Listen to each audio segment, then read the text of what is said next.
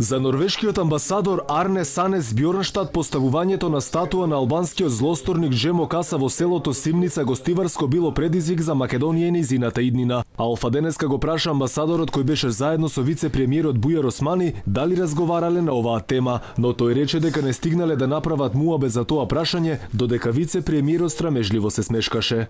To put up certain kind of statues will just actually Ваквите статуи, ваквите дејанија, действија може да бидат предизвик за земјата и за низината иднина. Ќе дискутирате во текот на денов? I actually just learned about this statue. За статуата дознав многу скоро, само вчера дознав и не дискутиравме за статуата.